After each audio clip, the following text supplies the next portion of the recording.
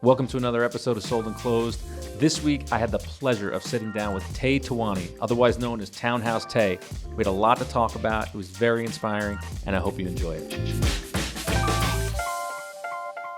We're here with Tiwoni, otherwise known as Townhouse Tay. I'm glad you made the time for us today. Thanks for having me. We're at the end of the year. We're going into 2020. I mean, for our listening audience, we're recording this episode at the very end of 2019. What's the market doing now? Where's it going? Right now, everybody's on vacation, and the market is moving a little bit slower than we would expect. But it's still, buyers are still buying, right? Houses are still trading, and transactions are still taking place. So it's as long as something's priced right and people are getting the quality for, they're getting what they pay for, and then some, then houses are still trading. Right.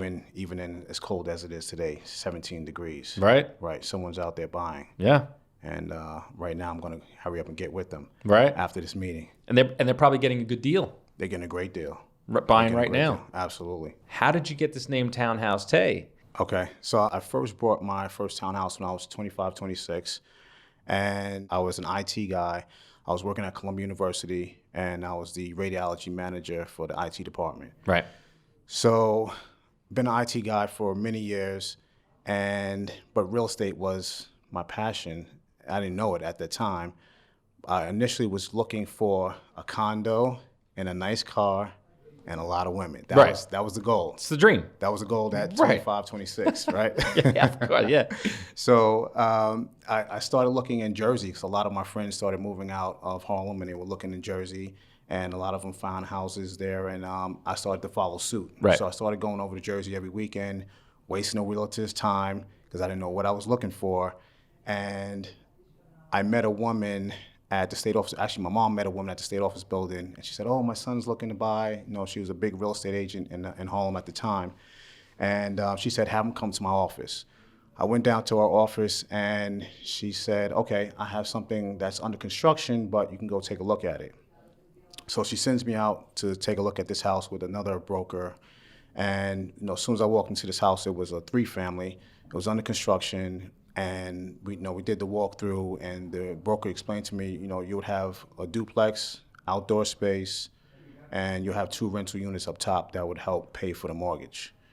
And I was like, I'll take it. A lot of people, that doesn't click with everybody. Right. That doesn't make sense to everybody. Correct. So you're very fortunate that yeah, so made sense. Another thing too is when I walked into the space, it was under construction, so I saw a finished product. That's another thing that a lot of people can't see past, what's in front of them. I saw a finished product, and I was like, "This is." You envision. I envisioned the finished product. Right. So there were no ceilings.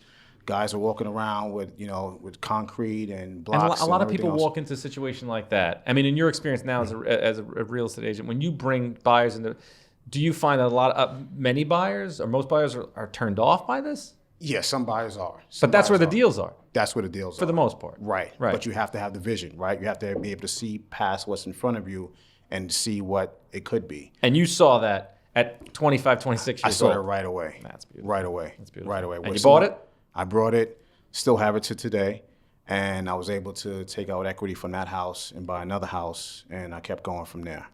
So that was the beginning of Townhouse Tay. Right. I wasn't the agent then. I was just a buyer. I was a buyer and seller. So I was going to these open houses, 26-year-old guy, and people thought I was an agent. Yeah. But I was actually a buyer. So I learned a lot from my second house that I learned a lot because I did gut renovation on that one. Top to bottom, I converted a house from a 1-family to a 2-family, and I knew zero, right? So I was this young guy coming in thinking that I know what I'm doing because I bought one house, but this one is a totally different animal. And again, that one was already under construction, so it already had plans and everything else was already laid out. I just came and brought it. But the second one, I had to come up with the plan. I had to come up with the finishes and. Where did you come up with all these ideas? I mean, like, did you just watch a bunch of home renovation shows? I stayed on HGTV. Right. Stayed on. You did. Yeah, you absolutely, see? Absolutely. How many people do? I do that, and you're like, I could do that, but it's not. Yeah. It's not that easy. It's not that easy. Right? Right. Yeah. Absolutely. What's funny thing is, I remember when I was dating my wife, I would come over to her house on a Saturday, and she, hand me a remote and say, what you want to watch? I would go to HGTV, and she's like, "You're not watching the game?" Right. I'm like, "No, I'm watching HGTV." Yeah. She's like, "You're weird." Listen, unless you're trying to be a professional baseball player, Exactly. But if you think you got a better shot at flipping houses, I think you may. Absolutely right. So I'm watching HGTV, Design on a Dime. I'm watching all these, the Property Brothers, Awesome, all those great shows. And you're just taking notes. Yep, taking notes and applying it. Absolutely. That's amazing. Yes, that is amazing, man. Right. And so you bought that first place. Right. You renovated it. You moved into it. So the first place was already under renovation. So once it was complete, I moved into it immediately. Now again, I'm going straight from mom's house. To being a landlord. And having 2 tenants, in the backyard and all the responsibility that came along with it. So and you're working IT at Columbia. And I'm working IT at Columbia. You got your hands full. Yeah, I have my hands full. You got your hands full. I had no idea. Oh, even setting the heat, right? So it's cold right now. Yeah. I remember my first heating bill. Yeah. $1,400. Right. Jeez. And I almost cried. You weren't expecting this. I was not at all. What were you thinking it was going to be? $100? Yeah, like a regular apartment, right? 100, 150 in that ballpark. Yeah. I left the heat on. Yeah. When I went out to work for a whole month, back and forth. Right. And when I got that first bill, I was like, wow, this is what home ownership looks like. Yeah. $1,400 in heat, but I didn't know about setting the thermostat to fluctuate up and down when you're at work and when you come home. Well, that's some useful information for some of our listeners out there that might be thinking about getting into that house buying world. Yeah, that's just a beginning. And I'm sure you can offer a laundry list of things that you've learned. Oh yeah. What are some other what would you say is another major challenge of getting involved with buying and needing to get into renovations? What is the biggest challenge there? The biggest challenge I would say was finding the right contractor. That's huge. That's major. Contractors are so important that people really don't pay attention to how important they are. Right. What they do behind the walls can come back to haunt you. Right. Yeah, so you have to make sure you have the right person.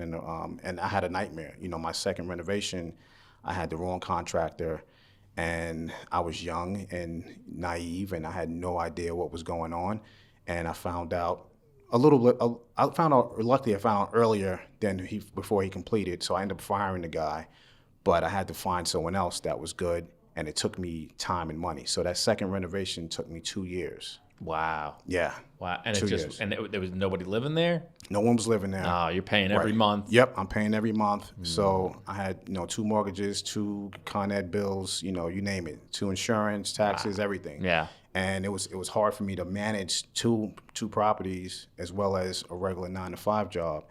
And I ended up selling that second property right at the peak of the market in 2008. Right.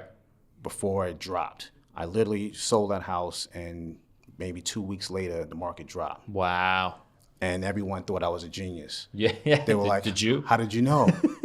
I was like, I couldn't hold on both. Yeah. My plan was to hold it, but I couldn't manage both of them, so I had to let it go. So when I sold that one, I made a great profit, and I was able to buy another one at a deep discount. Oh, that's perfect timing. Yeah. Perfect time. Perfect time. And then where does this, in this timeline, at what point did you get into the real estate business?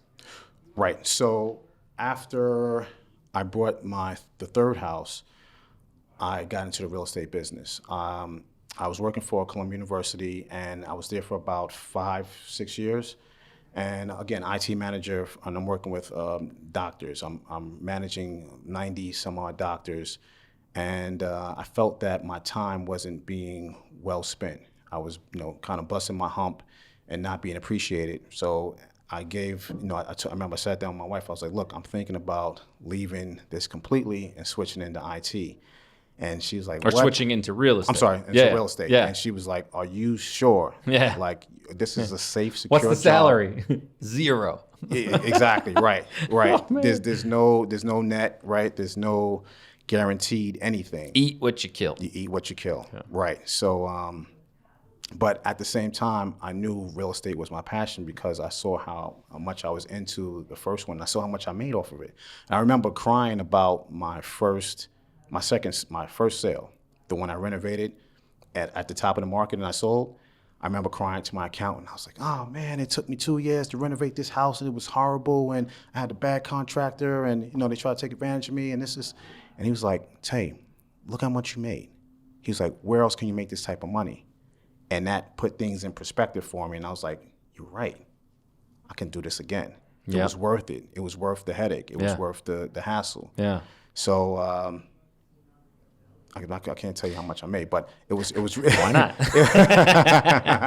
it was a great number. Good. And especially at that time, especially at the age for someone that wasn't experienced. Right. So so I remember walking into Columbia University and saying, hey, look, here's my resignation. Yeah. I'm done here. Yeah.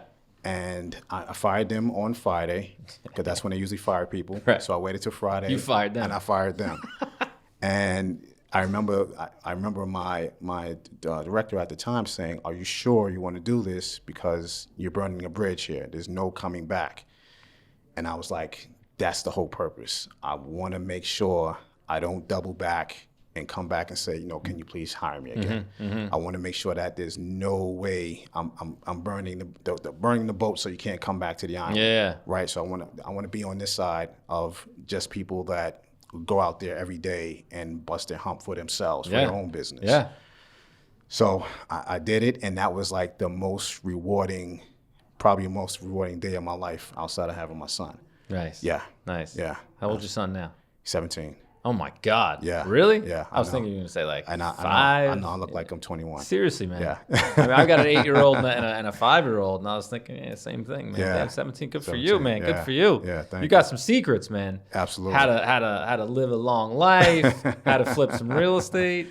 But, I mean, this is great, though. And I was also speaking to one of your associates on our last episode about the importance of when you're a real estate agent and you're working for your sellers and your buyers, I feel that it's of great importance that you have experienced a purchase and or a sale yourself. Absolutely. So that you really understand what it feels like from the buyer's or the seller's perspective, whether it's a investment or a place that you're going to live.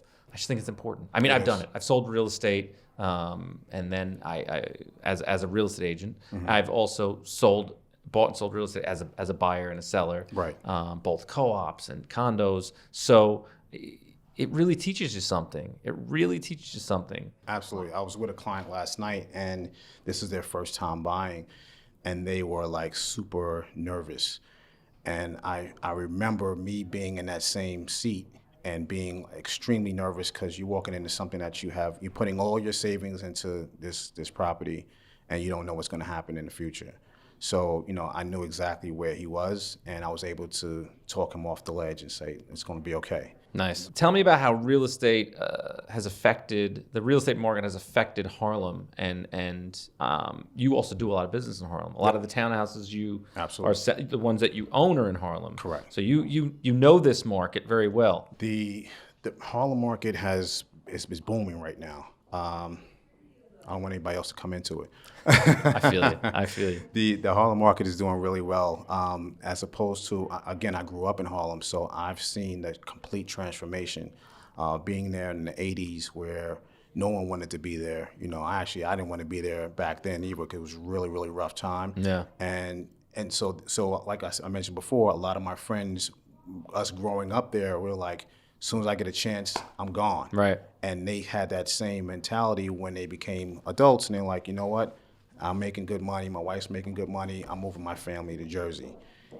I stayed true to the neighborhood, and not saying nothing wrong about moving to outside of other boroughs. I'm fine with that. Yeah. But I stayed to the neighborhood, and I always had a passion for townhouses and architectural design. Right. So when I made the decision to stay, it was the right decision, and it pays back tenfold.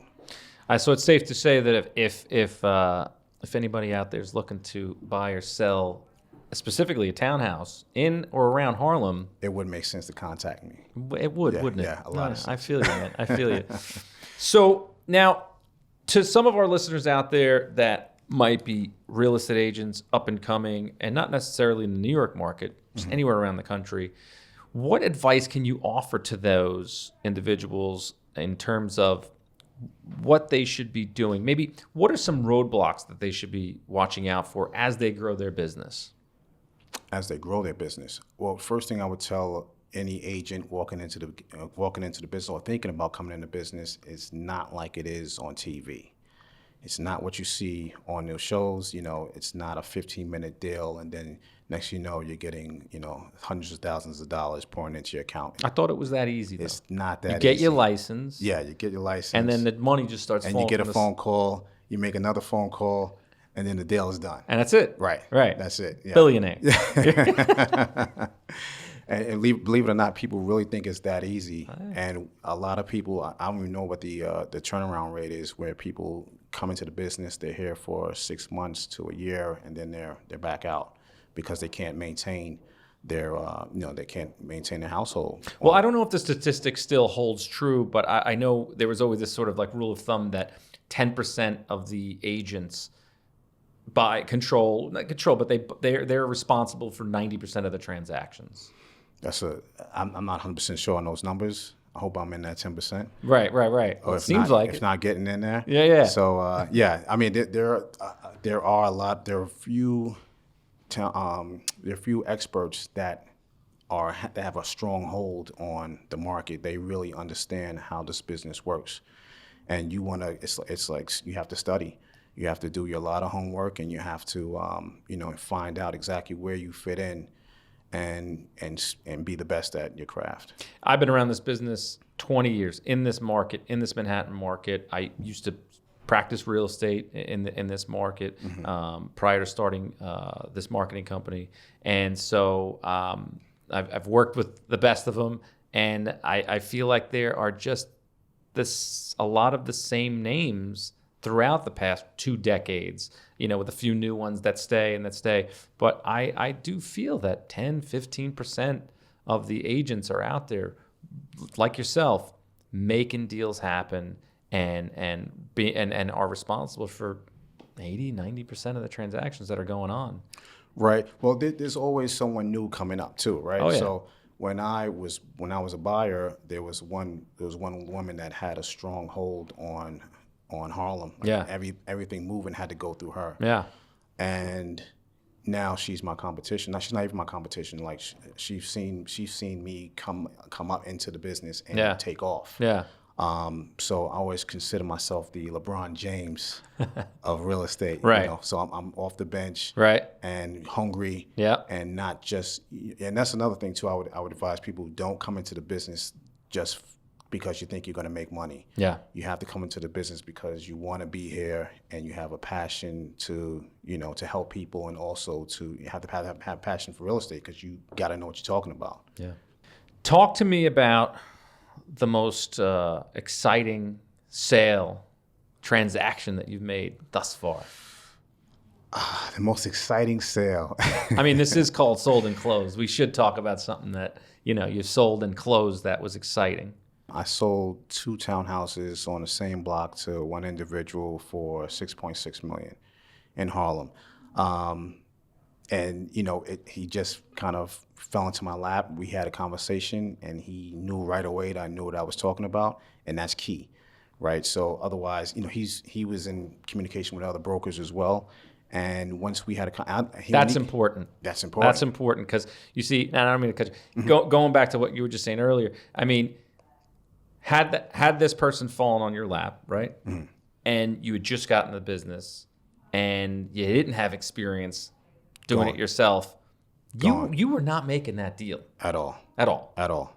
Not at all. Not at all. So this is how that transaction happened. I was away on vacation, and I'm always working. Even when I got on vacation, I got my laptop with me. I got a call on a sign that I had up. And the gentleman said, I see that you have the sign, I see this property, I see what you're asking for it, but that's not what I'm looking for. I'm looking for a bigger home, and it's south-facing, very particular on what he wanted. And I said, okay, I know exactly what you're looking for. And as soon as I didn't even let him know I was out of town. I usually let people know I'm still in the city. So I said, I know what you're looking for. I'll get back on the hunt for you, and I'll reach back out to you and let you know what I have. Right. So it was temperature was like this.